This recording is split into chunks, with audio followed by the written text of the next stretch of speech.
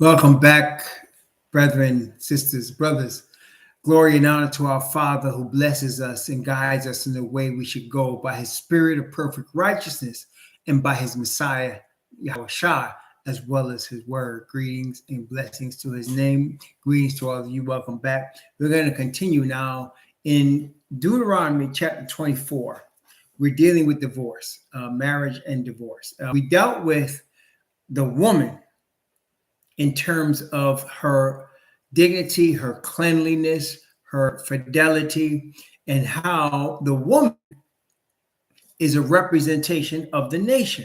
Her herself and how she keeps herself, how she carries herself. A woman is the representation of the nation, the representation of the nation of Israel, and all that she is and all she does. And how she's treated also is a representation of the nation. So we talked about how if a woman becomes a harlot because of the men of the nation, or if the men of the nation are oppressing the woman, that becomes an oppressive nation, an perverted nation. But if the woman is treated with respect, if she carries herself with dignity, if she looks after her household, if she's the helpmeet of her husband, that's a sign of a blessed nation. So let's begin in Genesis, in the beginning with marriage, before we talk about divorce, because it's a very touchy subject. It's a subject that's major league in society today because there's a lot of divorces. As a matter of fact, I have not looked at the stats recently, but I believe there's more divorces now. Like most marriages end in divorce. Let me see. Let me just look at that up. It's easy to Google.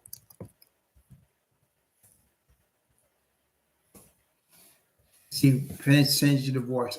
So 50% of all marriages in the United States end in divorce or separation. 41% of all first marriages end in divorce. So as you can see, it's a very hot topic. It's a very touchy situation. Divorce is, and so we will deal with it again from the pages of the scriptures and deal with what makes good marriage, what causes bad marriage, how marriages can be fixed from the scriptures, okay? From situations that come up that the word gives us in the scriptures. So again, just starting off, sisters, very important that you carry yourself, that you know who you are, not just as an Israelite, but what does that mean to be of the children of Israel as a sister? It means that you are a mother of a nation. It means that you represent the purity, holiness, cleanliness, dignity of the nation. Carry yourself that way. Do not buy into Babylon's version of you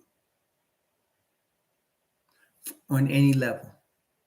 Okay, don't buy into Babylon's version of you, sisters. You are not a man. And nor do you want to be a man, nor do you want to take a man's place, but you are a woman. You are made to be a woman. You are made in the beauty of holiness, like the Father has made you. Okay. Now let's start again in Genesis, where it all started, where the first marriage took place. And let's take a look at that in Genesis chapter 3. It's actually Genesis chapter 2. I'm sorry. Genesis chapter 2. I'm going to begin at 18 and read down to verse 25. Genesis chapter 2 from verse 18 down to verse 25. And Yahweh said, "It is not good that the man should be alone. I will make him a help meet for him." And out of the ground, Yahweh Most High formed every beast. Man, my camera is all kind of foggy. Let me just see if I can fix it. All right. Out of the ground, let's see, go back here. 19. And out of the ground, the Most High Yahweh formed every beast of the field and every fowl of the air and brought them unto Adam to see what he would call them. And whatsoever Adam called every living creature, that was the name thereof. And Adam gave names to all cattle and to the fowl of the air and to every beast of the field. But for Adam, there was not found an help meet for him. And Yahweh caused a deep sleep to fall upon Adam, and he slept. And he took one of his ribs and closed up the flesh instead thereof. And the rib which Yahweh Most High had taken from man made he a woman, and brought her unto the man. And Adam said, this is now bone of my bone and flesh of my flesh. She shall be called woman, because she was taken out of man. Therefore shall a man leave his father and his mother, and shall cleave unto his wife, and they shall be one flesh. And they were both naked, the man and the woman, and were not ashamed. So let's go through this, because there's a lot of misconceptions, a lot of irrational thought around this situation. Where if we get the situation the way the Most High gives to us in His Word, it will help us deal with marriage, help us in relationships. Number one, let me ask you some questions. All right, y'all ready? I'm gonna ask you all some questions so you can we can get a good basis of what we're talking about, of divorce and marriage. When Adam and Eve were created, were they sinners? When Adam and Eve were created, were they sinners? Imam Prakash says no. The priest says no. That's right. They were not sinners. They had not sinned. So we can then say, when Adam and Eve were created, they were in their sinless state. Correct? They were sinless. There was no sin there. Okay, we can say that because they had not sinned. Okay. Now, Eve was made for the benefit of Adam. True or false? Eve was made for the benefit of Adam. True or false? True. The Bible says, I will make him a help meet for him. I will make him and help meet for him. That's what it said. It says, he said, man is not good. I will make him and help meet for him. Somebody to be his helper. He said, I'm going to bring somebody by your side. I'm going to make them, because Adam was first made. Adam was made first. He was made in Father Yah's image. But the woman was taken from Adam and made to be his help meet. Okay, made to be by his side. Okay, being, of course, coming literally out of the side of his body, and also to be by his side, to be on his side. Now, that does not mean Adam was to abuse the woman, but he didn't here. In our scenario, we're looking at here, Adam didn't abuse Eve. He listened to her above the father. The problem was. Okay, of course, now we'll talk about that in a moment, but it's gone the other way, right? Where men are abusing women. But we're talking about the beginning, the perfect situation. Okay, so now Adam and Eve were in their sinless state. Eve was made to be Adam's help. Okay, that's what she was made for. All right.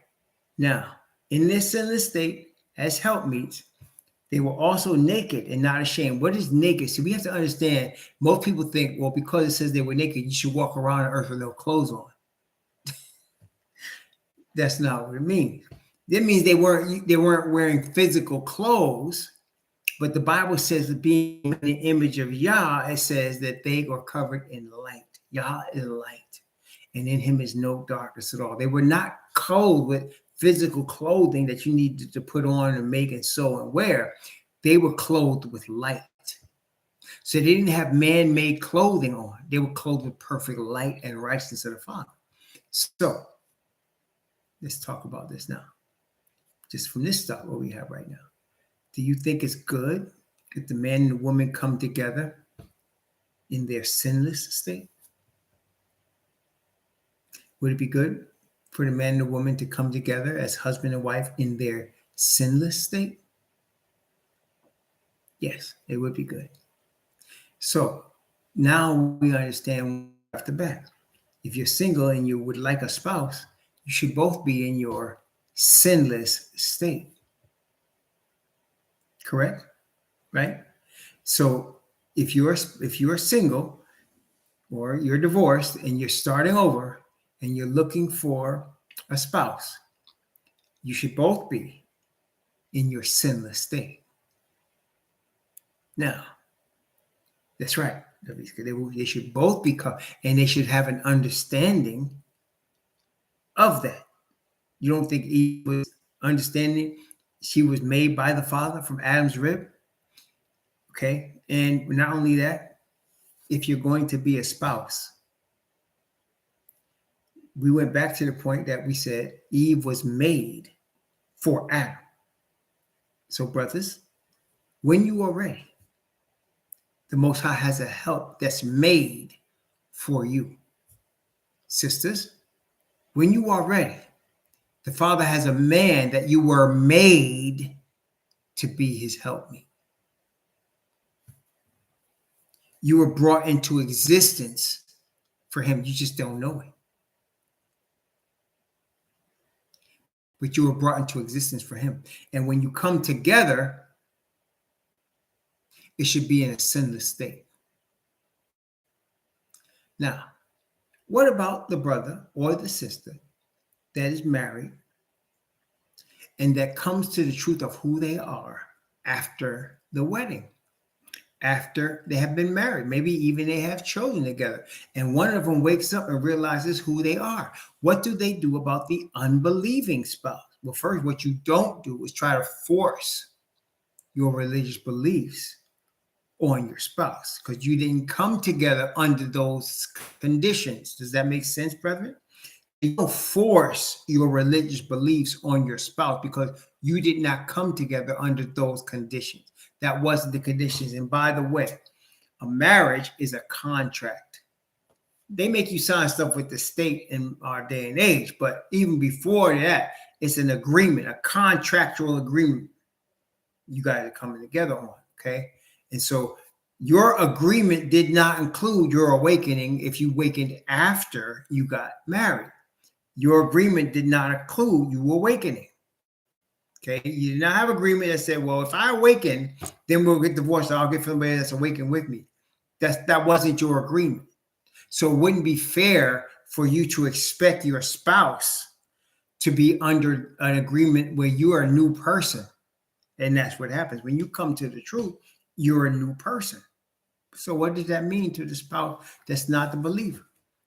1 Corinthians chapter 7, Paul outlines this very well. 1 Corinthians chapter 7.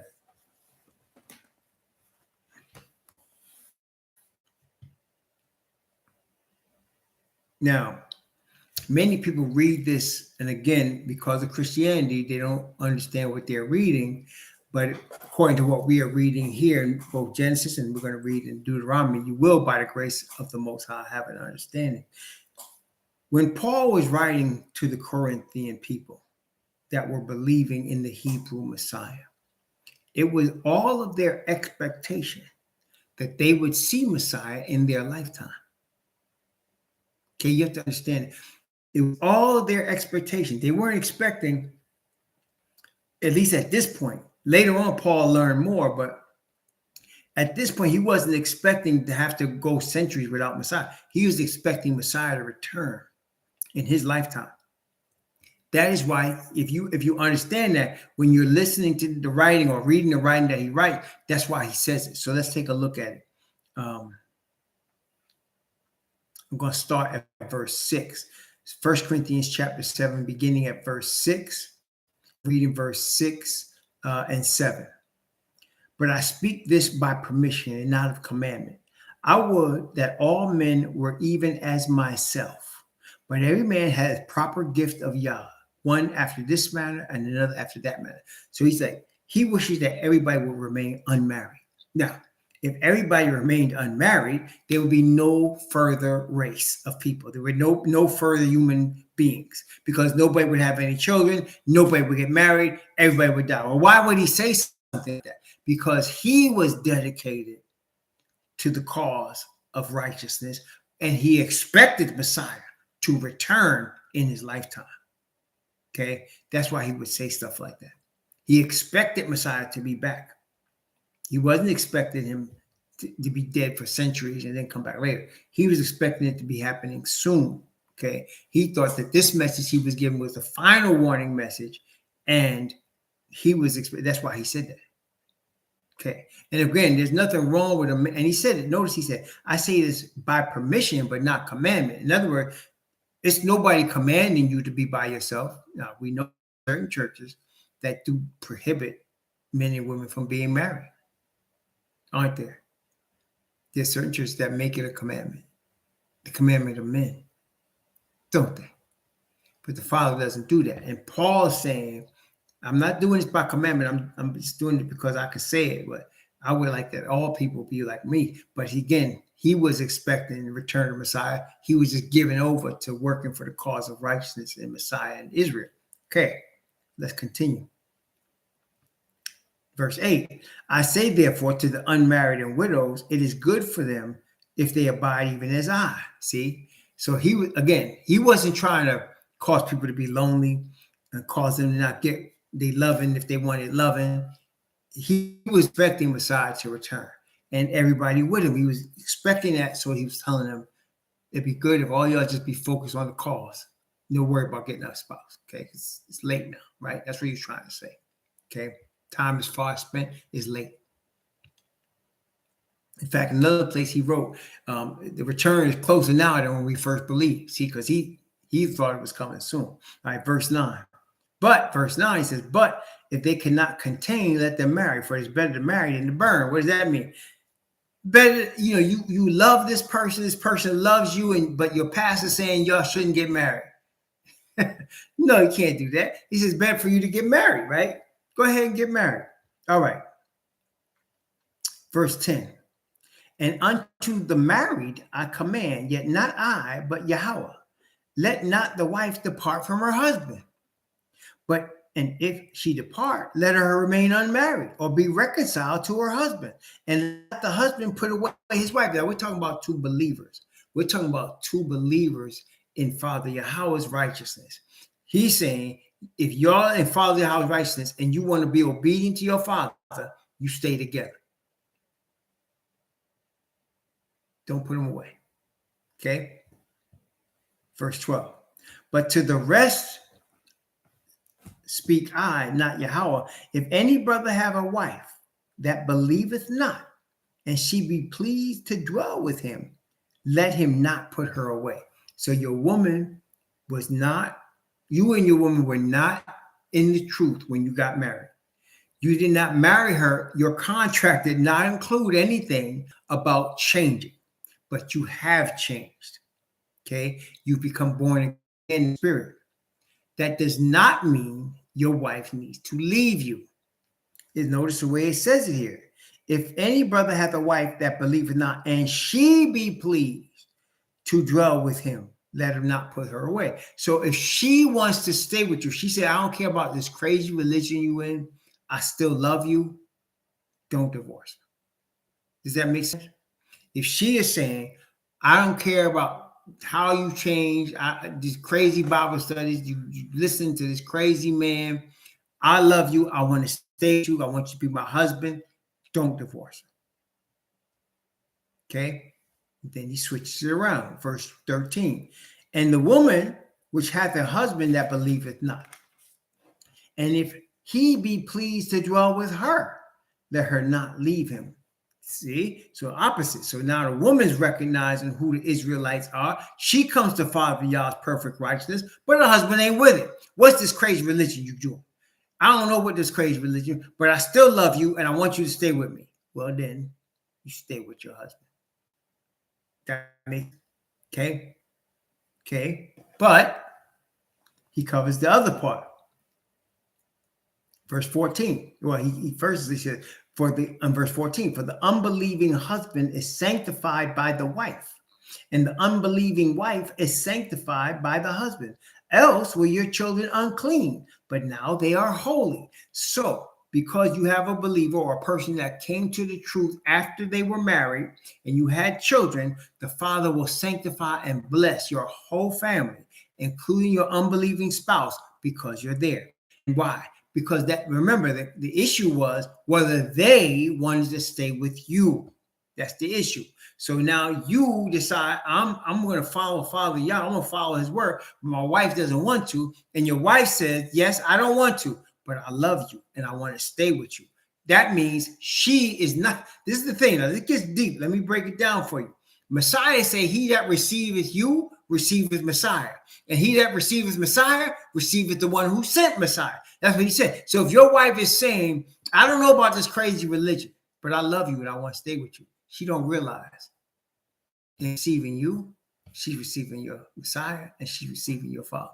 And in receiving you, she's getting all the blessings, her and her children, that you have in Father Yah and Messiah. Same thing with the wife. So and it's her decision, it's the unbeliever's decision, not your decision as a believer. It's the unbeliever's decision. So the unbelieving spouse says, I love you, I want to stay with you, I don't care about your religion, and you have given yourself to serve Father Yahweh. Good. Now your whole family, you, your wife, and your children are blessed because your wife said, I want to stay with you, or your husband said, I'm going to stay with you. What they're doing is keeping that blessing. They don't even realize they're doing because they're not believers, right? But they're keeping the blessing.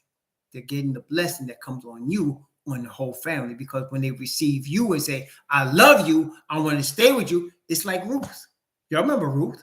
Ruth told Naomi, I'm going to be where you are. Your God's going to become my God. And where you die, I'm going to die right there. So by receiving Ruth like that, she received Israel. And so that's why she came and Boaz said, who is this?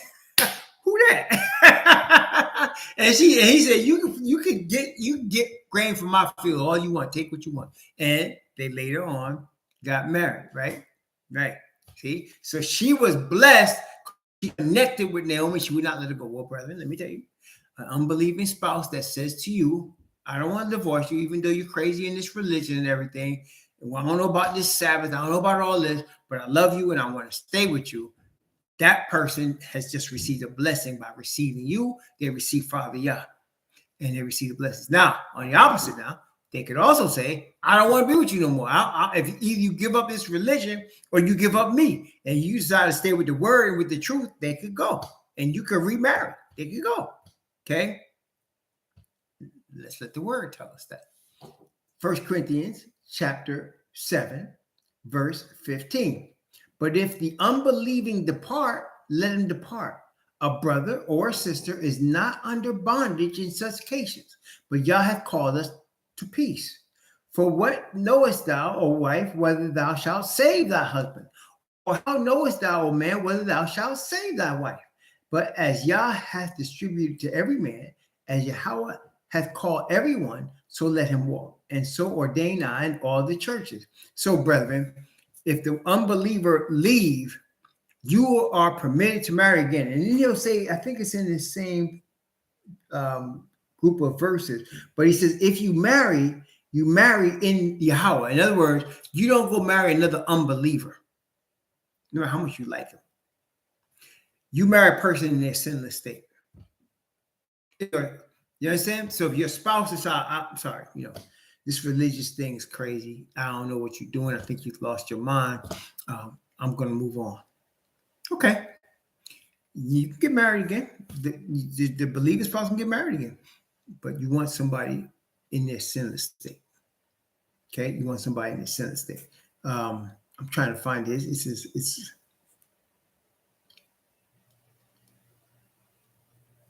oh man, I can't find it. But it's in the same chapter. It's in this chapter. I'm just skipping over because I'm rushing. But it's in the same chapter. So yeah. So you marry in the truth, your sinless state. Because again, we have to look more spiritually at this, at marriage. Even though there's a lot of physicality in marriage, we have to look at it spiritually. So if you marry a person and you and that person got married and you weren't under the guise of the truth at that time, and you came to the truth and your spouse decided, I don't want to be with you no more. I need to move on. Let them go. Let them go. Okay. And marry one. What that means, if they decide that they want to leave you, what that means is one of two things. One of two things. Either they need time for themselves to discover the truth, which you want to give them that time, or they just reject the truth. And the Most High has a spouse for you that's made for you. And you should wait for that one. Does that make sense? One in a sinless state that you should wait for. That he will present to you at the proper time. Okay? So that's something you got to look at it spiritually. So, and it's not going to be who you choose. It's not going to be who you choose. Look, I cannot deny, nor anybody should. The Father would love all human beings to be happy.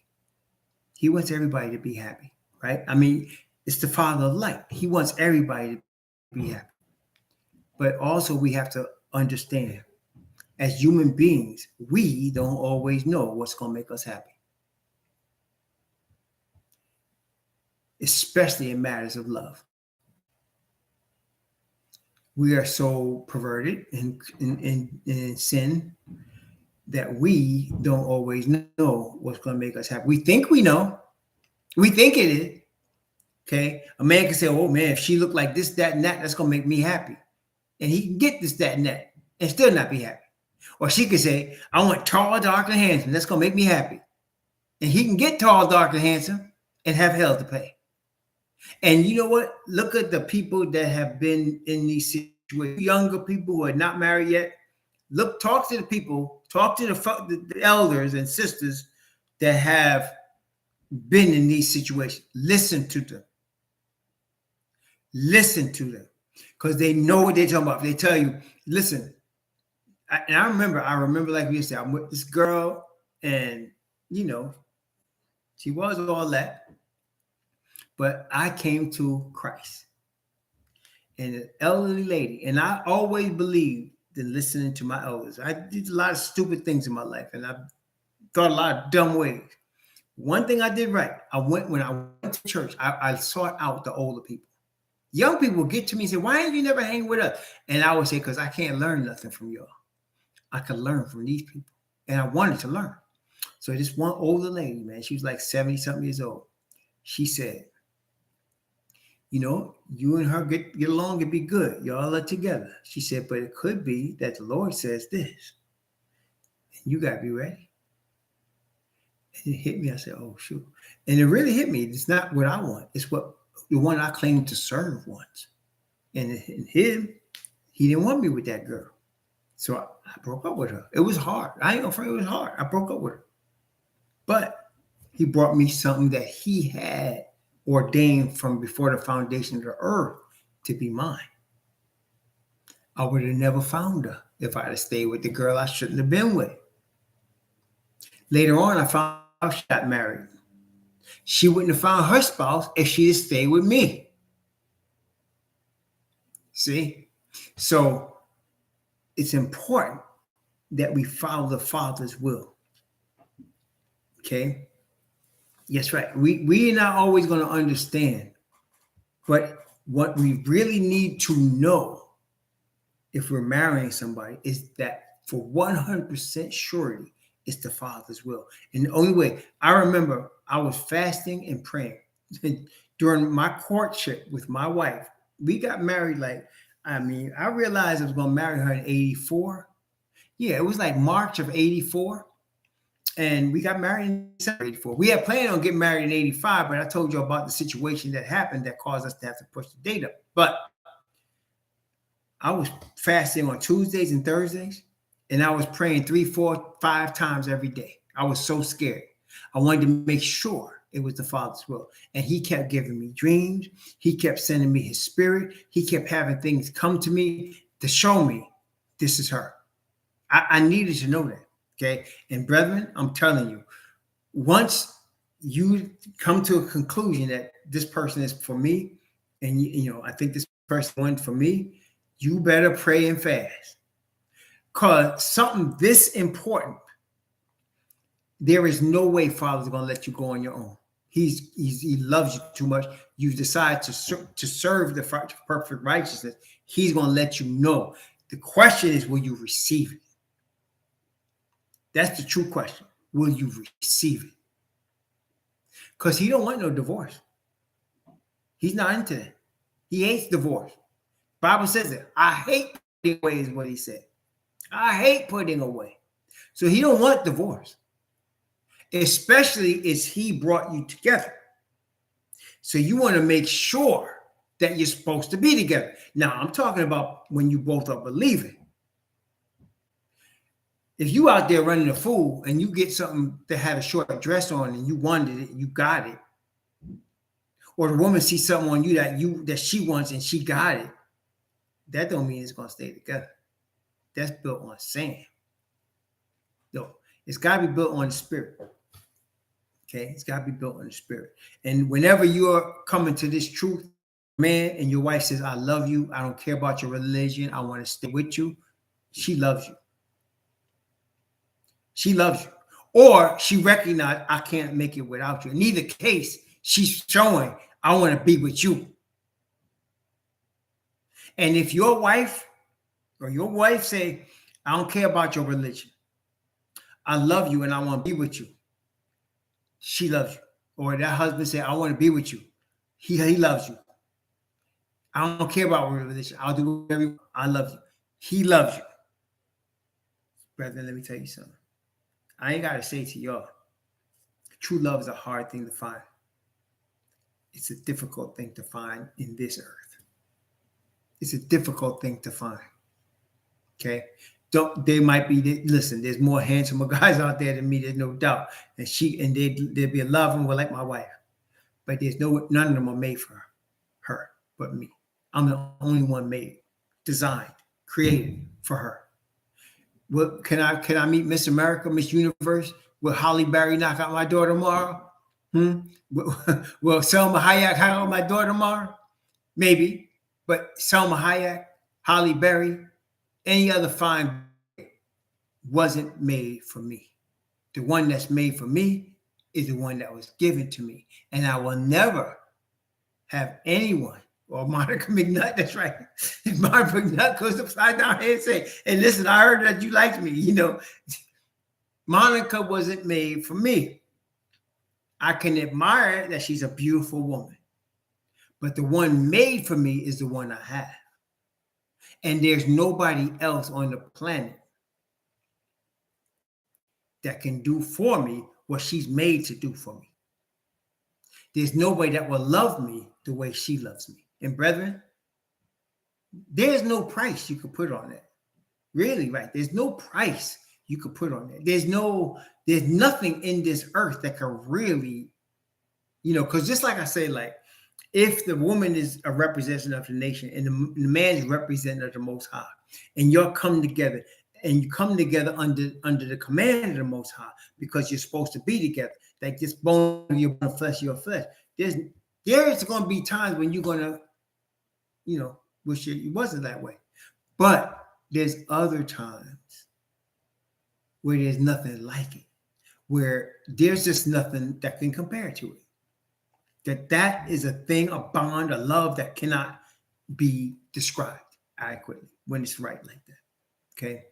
But you're going to go through your stuff too. There's no doubt. Why? Because I'm a sinner. I am a recovering sinner, and she's a recovering sinner. Okay.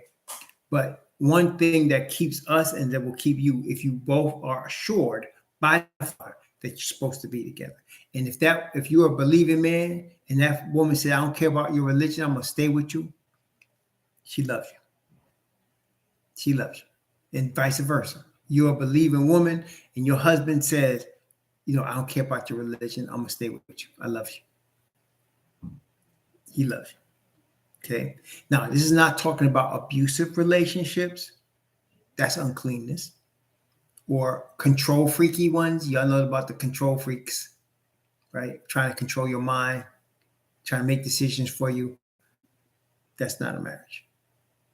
That's not a marriage. That's toxic. Yes, that's toxic. That's not a marriage. That's toxic. Okay. Or you got to put a tracking device on her car to make sure you know where she is. Otherwise, you don't know if she cheated on you. That ain't it, brethren. That ain't it at all. It's all. Okay. We're talking about sinless. Sinless means in the perfection of Father's righteousness. Sinless means in the perfection of His Spirit. Yeah, that's right. That's right. And a lot of times, the situation can look good before you get into it. Y'all know what I mean? It can look good before you get into it. And then once you get into it, you realize there's hell to pay. There's hell to pay. All right. Let's go to Deuteronomy chapter 24. Deuteronomy chapter 24. Deuteronomy 24, verse 1, starts 1. When a man had taken a wife and married her, and it come to pass that she find no favor in his eyes, because he had found some uncleanness in her, then let him write her a bill of divorcement and give it in her hand and send her out of his house. Now, Messiah went further and said, except it be for the cause of fornication, right? So what does uncleanness and fornication mean? That's really important things here. Now, we should understand the culture of the nation of Israel, okay, the culture in that regard. As a matter of fact, again, the Muslims have copied and actually perverted the Hebrew culture. But let's talk about this similar thing. A woman that's married to a husband should never be alone with another man. Did you hear me? A woman that's married to a husband should never be alone with another man. There should always be another person there, or another relative, sister. No, not your father. No, obviously not your father. That's why the Bible gives us injunctions for the father not to look upon his daughter-in-law's nakedness. Leviticus 18. So no, the father, your father, your grandfather. I'm not talking about that. I'm talking about a man, another man. Like Imana, I should not be alone in your house with your wife. Okay, I shouldn't be alone in your house with your wife.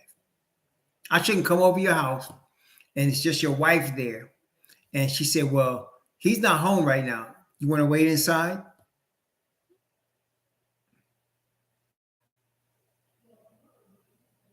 Even though I have no intention of hurting your wife, there might be another dude that will. You understand? So, no.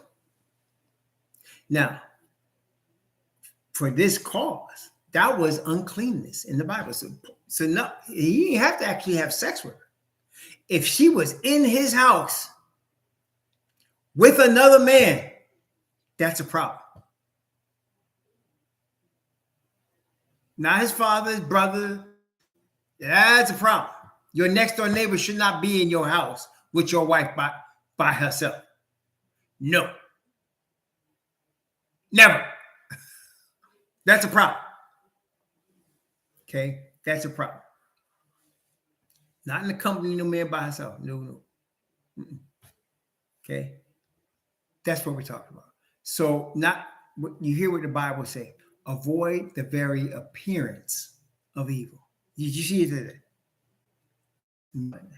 Avoid I think that's 1 Corinthians, but let me just avoid the very appearance of evil. Right?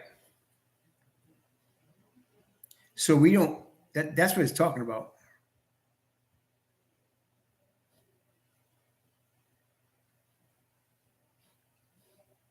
Yeah, it is First Thessalonians. Yeah, First Thessalonians.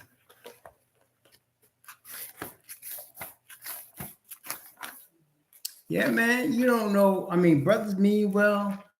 A lot of brothers smile in your face, but shoot.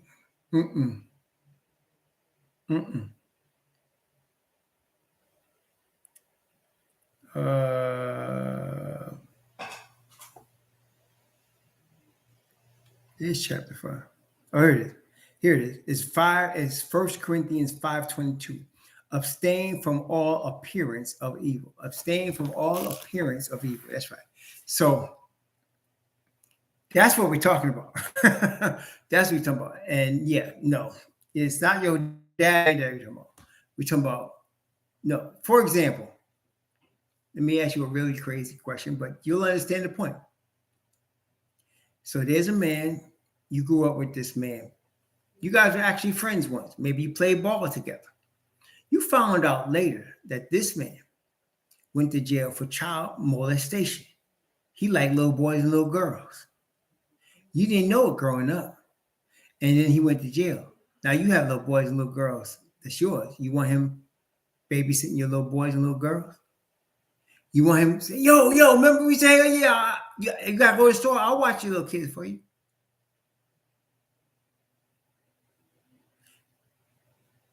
See what I'm saying? Listen, I treated every man with my kids. Every man was a child molester or potential child molester in my mind. I don't care who he was.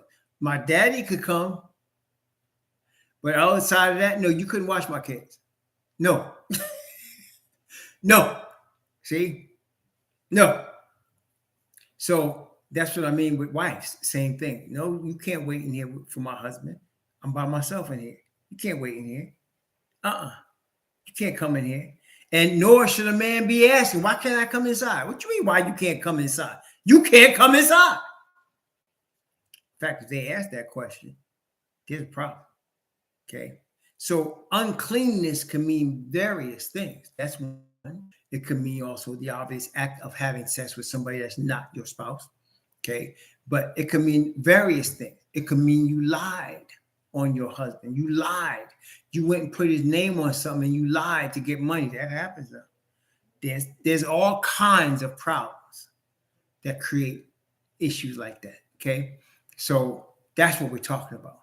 Or you lied to him, or, and I'm not talking about something about your past. Maybe she slept with, so many bodies and she didn't tell you about it until after you got married.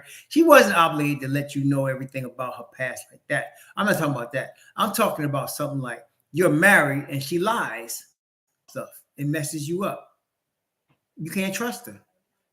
Or he got married and he lies about stuff and messed you up. And you can't trust him. That's unclean. That's a problem. There's a problem. And that's why, brethren, most of the time, I say a good 90% of the time, if you ask the Father, he's going to show you these character traits before you make the step of being married, so that you can see before you make the step of being married what you are marrying. And let me tell you, y'all can all testify. You better know who you marrying. You better know who you marrying. And then you better know who you having babies with. Man and woman, you better know who you having babies with. It's extremely important. You want to know who you having babies with. Okay, because that could be a major problem. That's why it's important that you both come together in your sinless state. It's very important that you don't just seek spouse because you think it's the one that's going to make you happy. You better let your Father tell you. Your Father is wise. Your Heavenly Father is eternal wisdom. He knows better than you and me. And so he will guide you in the way you should go. Trust in Yahweh with all thy heart. Lean not to thy own understanding. In all thy ways acknowledge him, and he shall direct thy paths. See? Make sure you know who you having babies with, who you marry. Especially once you become a believer and you're looking for a spouse. You like a spouse. Okay. You make sure the Father picks it. Because if you pick it, I'm 100% guarantee you're going to have a problem. You're going to have a lot of problems. I ain't got to tell y'all, some of y'all know. Y'all know. Make sure you know who you marry. Make sure you know who you have babies with. Okay? Deuteronomy chapter 24. Now, the man finds some uncleanness in the woman and sends her out of his house. Now, in the days of Israel, a woman stayed in her father's house until she was married. She lived in her father's house till she was married. When they got divorced, she went back to her father's house. And if her father died, whoever the firstborn was that inherited the father's inheritance, she went back to his house. Okay? If she got divorced. Nowadays, it's not like that. Women work like men work, and therefore they're not going back to their daddy's house. They go to their own place. But in such cases, oftentimes, as you all are aware, if the man is making more money, he's obligated to make sure that she can afford, it's called alimony, that she can pay for some place to live and live decently, right? So that's only fair, because if he's making all the money and he decided he wants a divorce, he should take care of her. Or she decides she wants a divorce. And that's why, again, you want to make sure you know who you're marrying. Okay.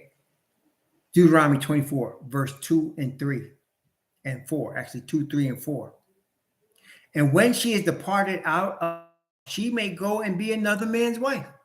So if he says, I find some uncleanness in you, I'm divorcing you, and she's gone, she can marry somebody else.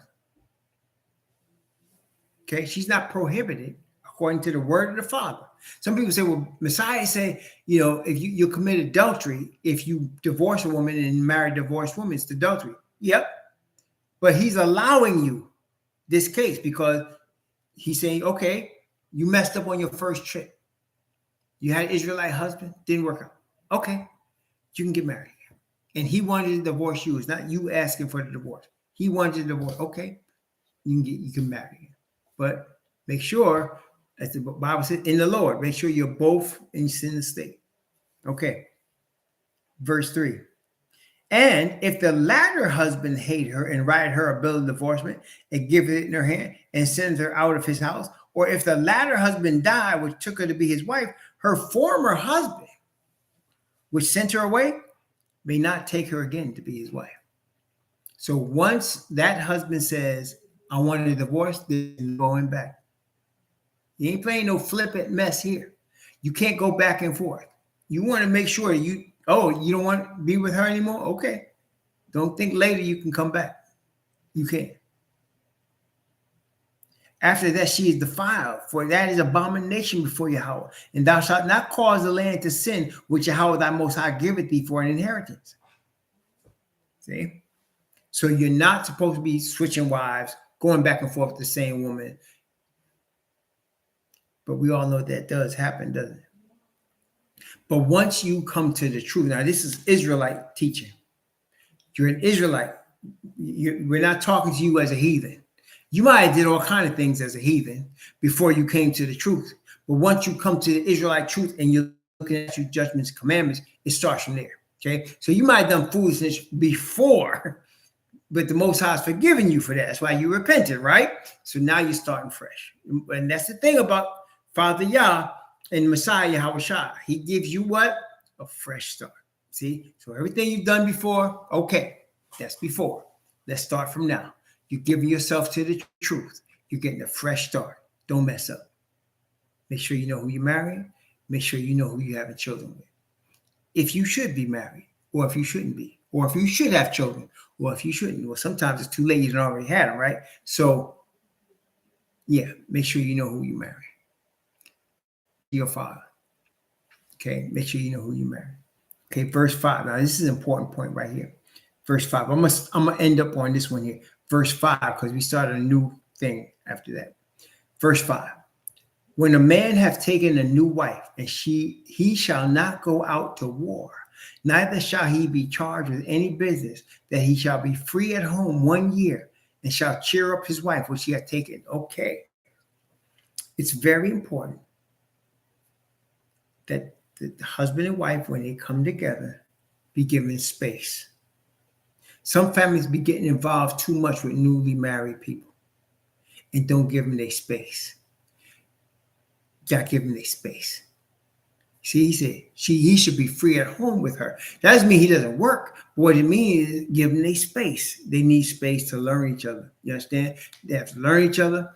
They have to deal with each other one-on-one. Because in this case, right, it's not like they lived together before. They don't know each other as far as that.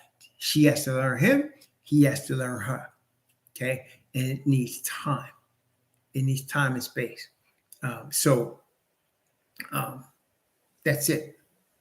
See? So, brethren, when you're getting married to a new spouse, and you could be an older person, middle-aged person, a young person, you're getting married, and you want to do it in the Father Yah's spirit. You want to do it in righteousness. Okay. So you both went, you sought the Father for his blessing. He gave you his blessing. Both of you are in your sinless state of perfect righteousness. You're coming together. You have to understand that's just the beginning. That's just the beginning. As I will tell you, being married more than 38 years, that's just the beginning. You're not even if marriage is a tree, you're just a sprout. You're just getting started. And so you need that first year with nobody getting in your business for y'all to learn each other. And I'm not talking about him. Like, I don't mean if the man is putting his hands on you, beating you, get the heck out of there quick. Or if the woman is getting all kind of violent, get out quick. That's it. Done. I'm talking about that. I'm just talking about y'all got to learn each other. Okay. I like the tops of the jelly of the jars tight. My wife likes to just place them on top. I don't care if I leave the light on in the room when I come out. All the lights gotta be turned off when she comes out the room. You understand? You understand? That so you gotta learn each other. There's a lot of growing pains. Okay, a lot of growing pains. So there's things to learn and things to unlearn. And you need time, and you need time with just you two without other people getting involved. Okay, without other people getting involved. Okay, it's just you two. You need time. And sometimes it's hard, especially when you come with somebody and there's kids already there. Like my wife and I, she had a child already. We come together. That complicates it. It makes it tougher. It does. It makes it tougher. But you can still get through it. Now, we did. It's hard. But when you pour and you come together and you learn each other and you have children, there's a lot. There's a lot of prayer that has to happen for y'all to make it. A lot of prayer. A lot of prayer. Yeah, you have to light on in the living room. And now I'll say, yeah, I left it on because I know you're going to get up at 1 o'clock in the morning and turn it off.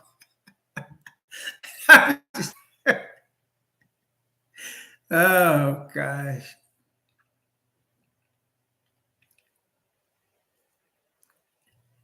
Yeah, and my wife with tops on jars and anything that requires a top, you better know what the top is because that top's going to get lost.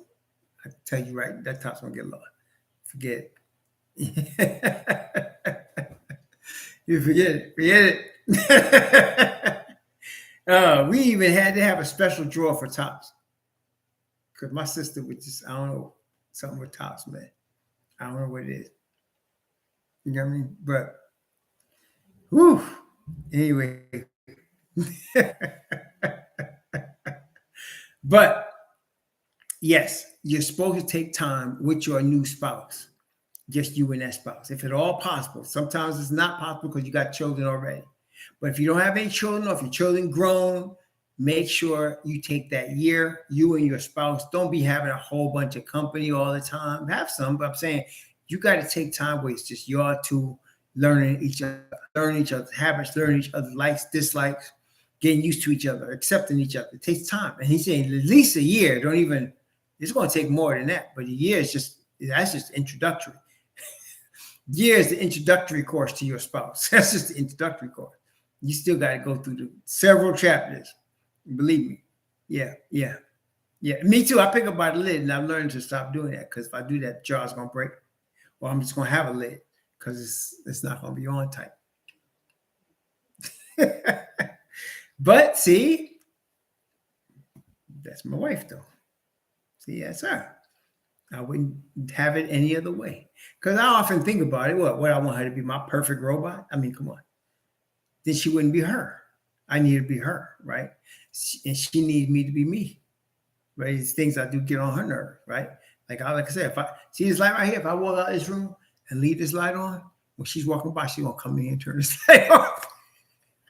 And she's gonna say, "You have the light on." But she got me trained mostly. I'm mostly turn them off. Yeah, right. That's what I'm saying. So, yet, let me die. Yet she is the light police and the water police and the light police. But it is what it is, though, brethren. It is what it is. It is what it is, man. That's what makes a marriage. Okay, that's what makes it. So you need time. That's the principle here. You need time for yourself and nobody getting in your business. And don't be telling everybody your business. Oh, he did this today. Or she did that today. No. This is between y'all two. This is your business. Don't let anybody else get in your business. Okay, and like I said, if somebody's abusing you, that's a different story. Somebody's abusing you, you ain't required to take nobody's abuse now. That's different. But we're talking about just your little nuances, man, that you're gonna have. You're gonna have them. Okay, you're gonna have them. Both of you, you're gonna have them. Right? It's part of marriage. You're an individual, she's an individual. You're gonna be who you are, she's gonna be who she is. And the whole point of marriage is for us to learn each other, to compromise with each other, blend together, and become one flesh. Not just sexually one, but spiritually one. It takes time. It takes time, brother. It takes time. Okay. Well, That's marriage. If you got any questions, usually I get questions after something like this. You know my email. Email me at rawhebrewremnant12@gmail.com. And yeah, it's definitely a work in progress. It takes a lot of patience. Both sides. It takes patience on both sides. Okay, both sides. Okay? May the Most High bless you and keep you. May he cause his face to shine upon you and be gracious unto you. And may he lift up his countenance upon you and give you peace. Sure.